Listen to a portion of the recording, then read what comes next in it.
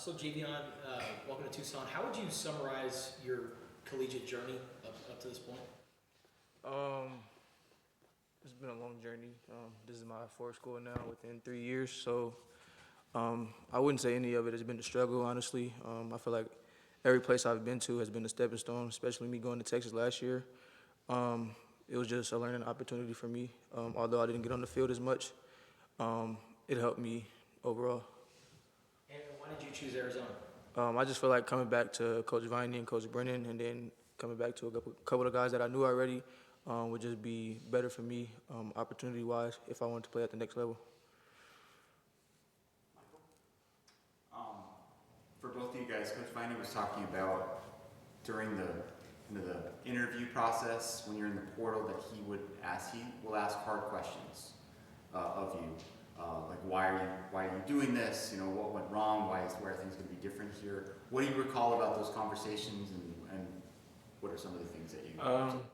Some of them were just like our why. Like, why do we play the game? Like everybody, I feel like everybody has a why, and he wanted to know our why, because that'll tell him like what type of, not, he basically tell him what type of player I am.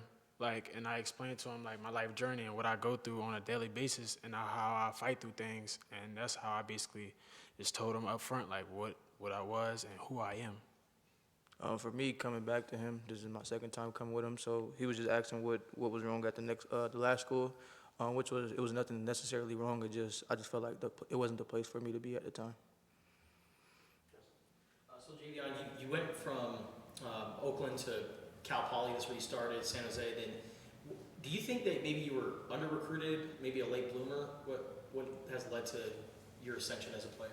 I wouldn't say I was necessarily under recruited. I just felt like in our area we weren't recruited as much as other places. I was actually happy where I went to.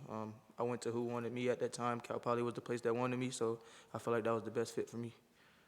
And what has it been like reuniting with Dansby again? This is my guy. I've been playing with him since I was younger, Pop Warner. So just getting to come back and play with him, challenge him. He challenges me, and I feel like we'll do pretty good together. Ayden, you're really committed to the cause of bone marrow donation. Can you just talk about your story, how you got involved with that? Yeah, so at my first school, Duquesne University, my defensive coordinator, Coach Michael Craig, we had sat down one day just to talk about scheme one day, and we just went over other things, and he had told me that like a hard story for him is when his roommate in college had needed a bone marrow transplant and couldn't find a recipient to get a match for. So he was on like his last months of living, and he ended up getting a match late. So me hearing that story and then knowing we had the drive coming up, like it was an automatic yes that I was going to do it. But for African Americans, it's like an under 1% chance that I was even going to get picked, even going to be a match. So like I really forgot about it, and then about 6 months later, after we played Hawaii, we came back, and I went home because we had a bye week. I wasn't that far. It was Pittsburgh, Philly. It's not that far. Went home for the week, and I got the email on my way home, but I didn't think really anything of it. But then I showed my mom, and she said she just threw that in the trash because she thought it was spam. So we went in the trash, got it up, and then we found out that I was really a match. And I said yes. Like, she was scared at first, but like in my head, I knew I wanted to do it. And that woman ended up surviving. Yeah, that woman. I ended up doing the surgery in Boston on January 4th. By the time I woke up from my surgery, her surgery was already done. Now she's recovering. She sent me a letter probably like 4 months ago, and I wrote back to her, and I want to get in contact with her because she's out of the country. So I want to get in contact with her, try to bring her to this country and show her like what it's about. When you got that news that she survived, she was going to be all good, what was your reaction to that? Something that I never forget. That hour that I found out, I was still off like the anesthesia and everything. But no, that's something I never forget, and it's always going to be in my head. Question for both of you guys. So Stooks has been kind of off the side rehabbing, but is kind of leading the group. Well, what has it been like, I guess, taking some coaching from him, and what do you think about him as a leader? Yeah, I can go. Yeah, it's been Stooks is a great leader. Obviously, he's been here. He knows what the Bearcat Brotherhood is about. So just me and him just being new to it, he brought us in. Him and Jen and Dot, they all brought us in, and now we're basically fans. Like I knew these guys for 6 months, but it's been great. Especially me, I know I'm moving different spots, not in just one spot on defense. So he's been just showing me different things, showing me different technique, and just helping me day by day. I would say for me, with him being an older guy who's been there longer than me, and me being an upcoming guy, I'm getting to that older age. His leadership skills are starting to wear off. I'm not a big vocal guy, but like me becoming a leader is helping me a lot. For both of you guys, I'm sure when you come out of high school, you're envisioning maybe being in one place for 4 or 5 years, and you end up moving to multiple places. What is that process like in terms just from the social side, just getting to know people, fitting into a new environment, a new city, etc.? It's not. It's not the hardest thing in the world. When I'm not the most talkative person, but when I do talk, I feel you out, and I feel like at my first school, when I filled everybody out, I ended up being a leader, and it was some of the best times of my life. And then again, at West Virginia, I didn't talk as much the first couple weeks. Then I started to get comfortable, and then those were my brothers, and they still are my brothers at West Virginia. And then here, I didn't talk to him for the first 2 weeks, but now this is my brother, and everybody else are starting to be my brothers, especially on the other side of the ball. I'm starting to get closer with those guys, so. For me, my first 2 schools were in Cali, so it wasn't that hard to adapt.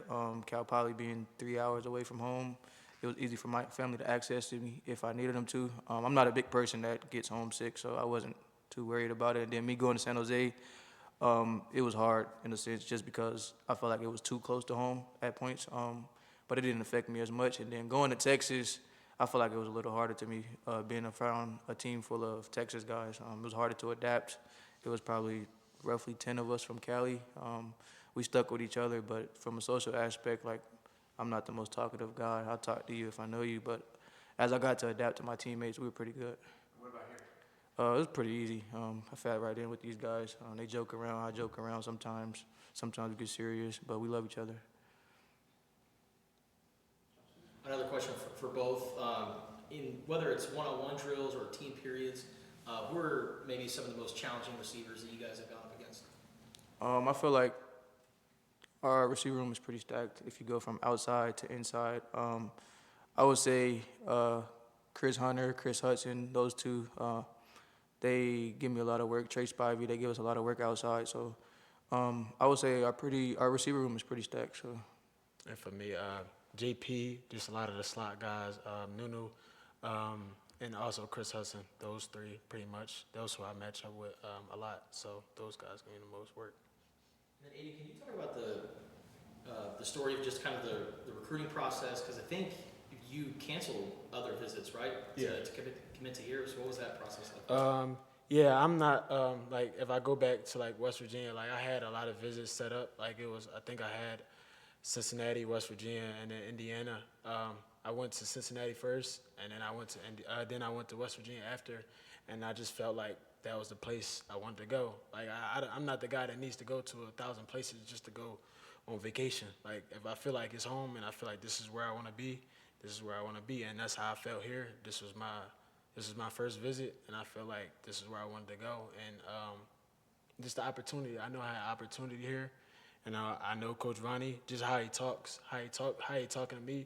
It wasn't like he was just talking to me just for money and things like that. He was talking to me as a man, and he was talking to my uncle as a man, my little brother as a man, and he brought us in, and I understood where he wanted, and he understood what I wanted, and I feel like this was the best spot for me. For Ayden, Coach Viney said that you're someone who conceivably could play multiple positions here, but you're playing in the slot quite a bit for now. Did you play in the slot a lot in your previous stops, and what are the differences between being a slot corner and an outside corner? So at Duquesne, I played probably like 90% nickel there. Played a little bit of corner.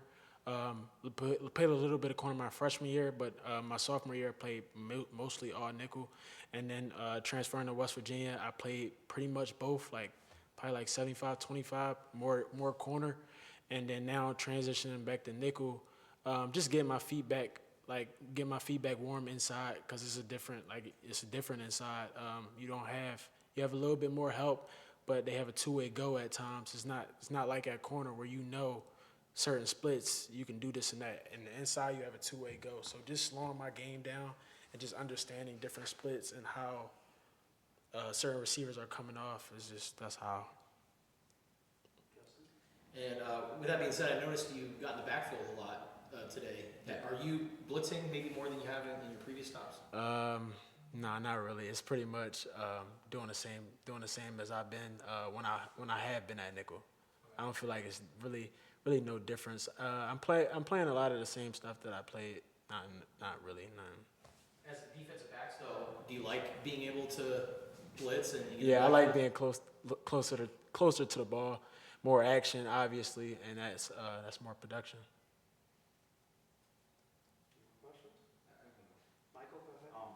Genesis had a really good interception today in the corner. We've seen him do that a lot. You guys are probably just sort of learning what he's all about, but what does he bring to the table to your secondary? He brings a lot to the secondary, especially I work with him a lot just on different things, but just knowing you have that type of ball hawk back there, that's electrifying. That means you can sit on some more routes and do some different things in coverage, knowing you have that guy back there. Yeah, and I mean, knowing that he's there to help, his main goal is to get his hand on the ball. That's what he emphasizes to us. So knowing that he's there, it helps us out a lot out corner. All right, that's our time. Appreciate y'all. Thank you. Appreciate you.